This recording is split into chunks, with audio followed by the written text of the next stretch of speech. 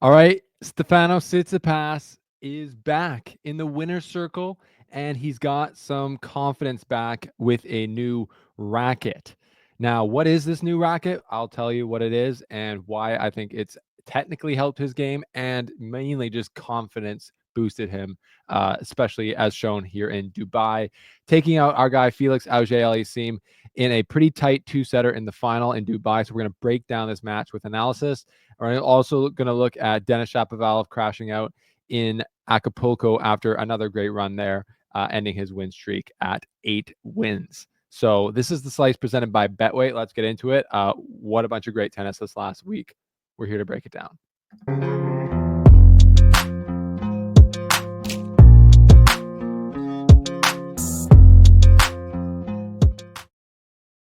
All right, welcome back to the slice, everybody. Thanks for being here.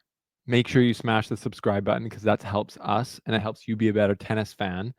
Shout out to Betway, our presenting sponsor. If you are going to responsibly bet within your limits, use Betway. It's a great platform for the tennis. They've got all these stats on the platform that you can look at while you play. So shout out to Betway for sponsoring the slice. And yeah, what a week. What a week for Stefanos Tsitsipas. Gets the W, breaks the curse. I believe he was 0-11 at ATP 500 finals, which is just a shocking stat because the guy's won a bunch of titles. And you would think, to be honest, with the type of titles he would have won, you would have thought there would have been a bunch of 500s because he's won a few Masters 1000s. He's obviously never won a major, and you thought he might have been just picking up these 500s, but no, he lost to Federer in Dubai before, he lost to Djokovic in the Dubai final before, and then he was looking like in the first set he might go down to Felix, and Felix might run away with it. But that was not to be because Stefanos said, "Not today, buddy. Sorry." So Stefanos, great week for him. Confidence building week for him. Of course, he came out with the legendary quote on Instagram. If you go check his Instagram, he said, "They said my game was sinking, so I got myself a boat." The Dubai Trophy is a boat. That's very funny.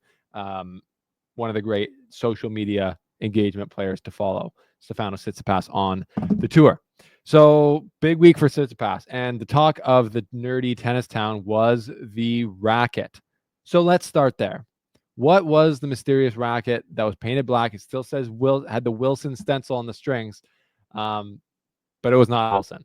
I am 99.9% sure it was a Babolat Pure Arrow with a 16 by 20 string pattern, which I believe is normal, but it's essentially the same racket that Alcaraz and Felix Auger-Aliassime uses. So to break down what I talked about on the podcast, if you're unfamiliar with the changes in rackets, he was using a Wilson.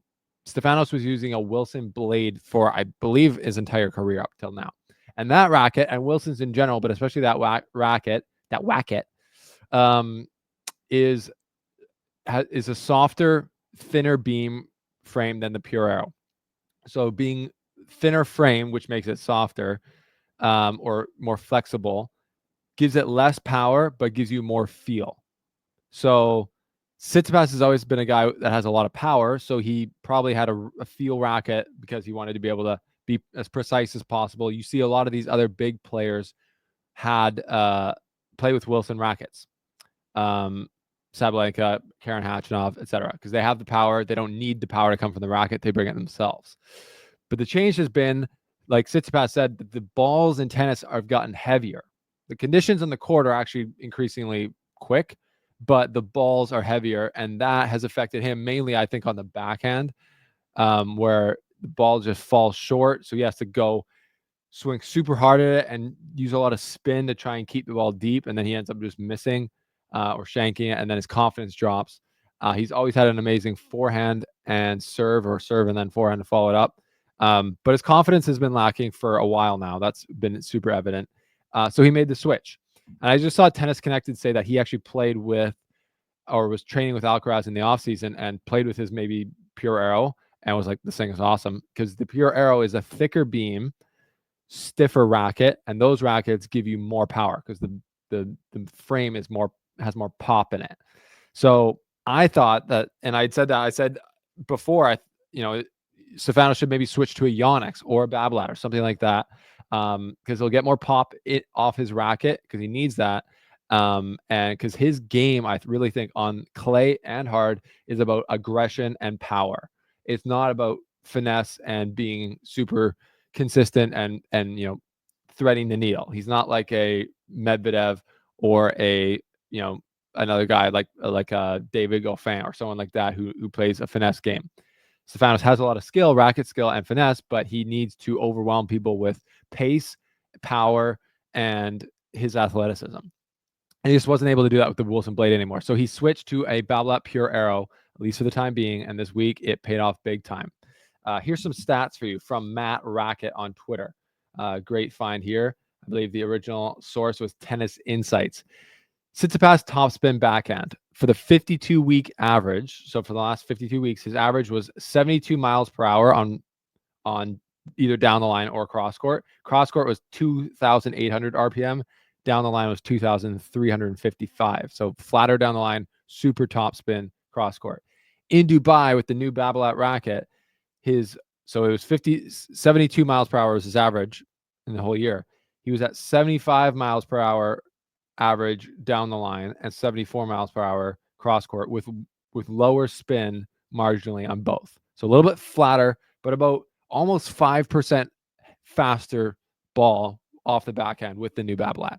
So that is significant, and so I think the racket helped him technically with the backhand mainly and with the return. So the forehand or the backhand, but mainly the backhand return. You saw him hit a lot of quality, aggressive, strong backhand returns where you really think with that Wilson blade, the ball would have dropped shorter, doesn't have the same punch off the racket. And then the confidence aspect just helps him take those cuts with more confidence and not as much panic and kind of hoping. So yeah, the backhand was not as much of a liability. So you saw Felix obviously going into the backhand as much as he could, but Tsitsipas was able to go down the line or cross court and stay in those rallies longer with more confidence. And then on the serve and forehand, he's never had a problem with those, but I think the extra pop in the racket gave him just more confidence, and that helps him every stroke in his game and his whole game be better when you're more confident. So it's not all about the racket. The racket is helpful, and I think it was the right move.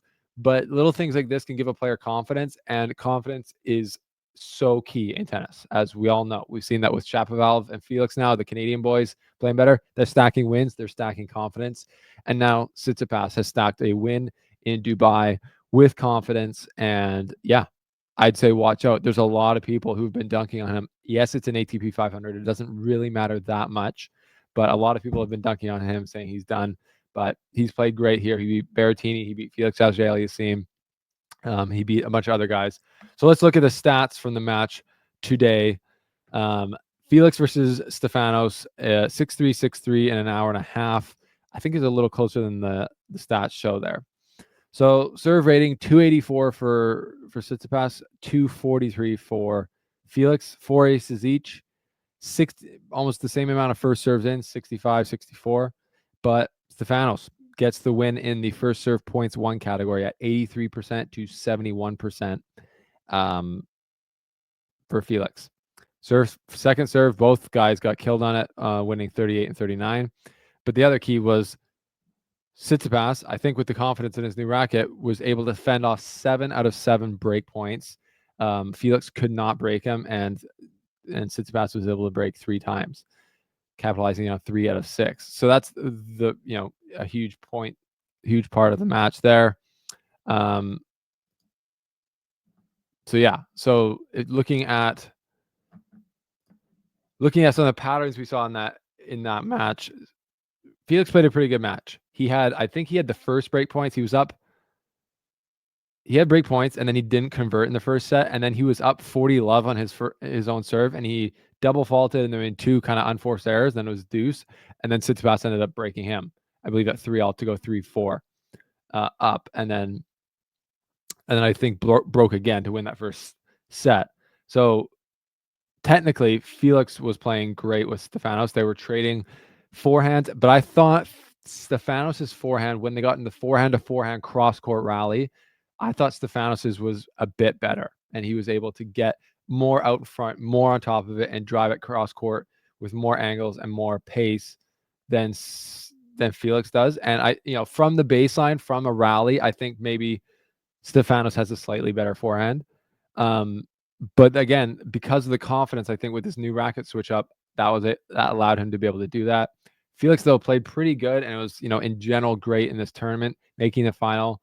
Was able to go keep the ball to Stefanos' backhand and had a lot of success when that would eventually he'd either make a mistake or it would fall short, and then Felix would step up, pound it down the line or cross court with his forehand. He was playing good, free flowing, but Stefanos was better in the bigger moments, saving all 7 break points. And how much of that is due to the confidence from the new racket? You let me know. But yeah, Stefanos Tsitsipas back in the winner's circle, wins Dubai, gets his first ATP 500, and is shooting up the rankings. Let's look at the rankings actually here, because this is interesting. So you want live rankings. Stefanos is, there you go, back up into the top 10. There's a one-hander in the top 10 again. He goes up 2 points, overtaking de Minaur and Tommy Paul, who drops out of the top 10. But if you go to the race to Turin, let's talk about our guy, Felix Auger-Aliassime. He is number 3 in the race with 1,135 points this year. Made the semifinals in Doha, finals in Dubai, already won 2 ATP 250s. So he has had a great year. He's ahead of Carlos Alcaraz in the year to date. And yeah, there's Denis Shapovalov at number 8 in the race, and Alejandro Davidovich Fokina, who beat him last night in Acapulco, at number 9 in the race. So let's go talk about that. So Denis Shapovalov versus Alejandro Davidovich Fokina in Acapulco. This was a weird one. We'll pull up the stats here because it was pretty incredible. But Shapovalov was up multiple times in this match, and it looked like he was going to be the more solid player, who through this week had a ton of self-control with his emotions. And that's one of the big things you've kind of seen throughout his 8-match win streak, winning Dallas and here in Acapulco. The going got tough. He would maybe show a little frustration, but in general, keep it together and not let it explode and bring down his level.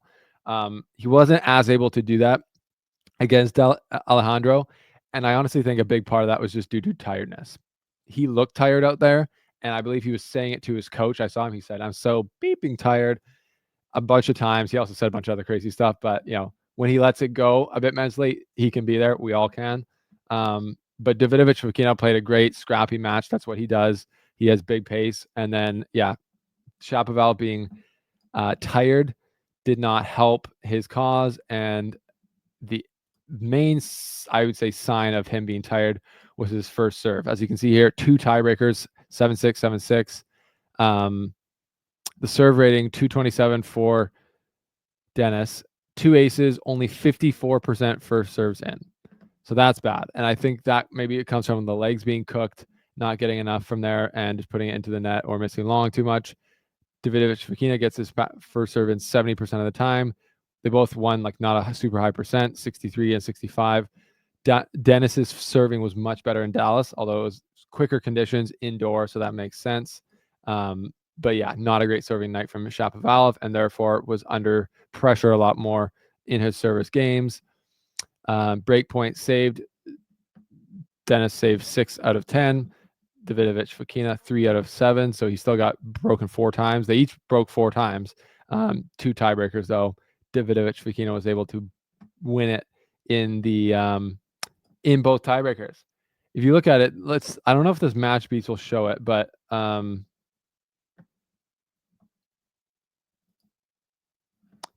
don't know how this. I was thinking it might be to show who was the likelihood to win essentially. But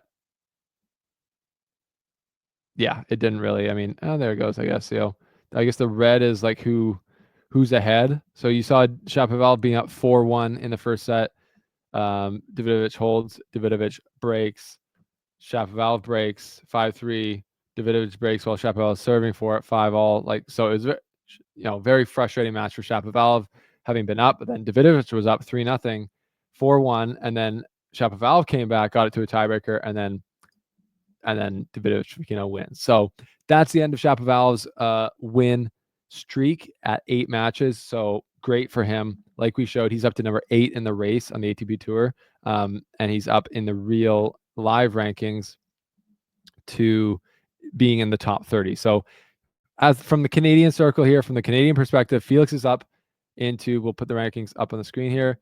Felix is up to number 18 into the top 20 again. And Denis Shapovalov is up to 28 in the live rankings, up ahead of a bunch of guys like Berrettini and Pesci Perricard, Mickelson, Nakashima, Tabilo, Arnaldi, all these guys. So personally, I feel super happy for Felix and Denis. We've joked on here about the slice bump, but obviously this is all just due to their hard work and believing themselves through these big, long injury layoffs. And a lot of you guys, a lot of people have been trashing them, criticizing them, and I think pretty unfairly, because if you know anything about tennis, it's pretty clear that their talent makes them belong at this end of the rankings. And I believe they both should be higher as well. And I believe they both will be as this year goes along.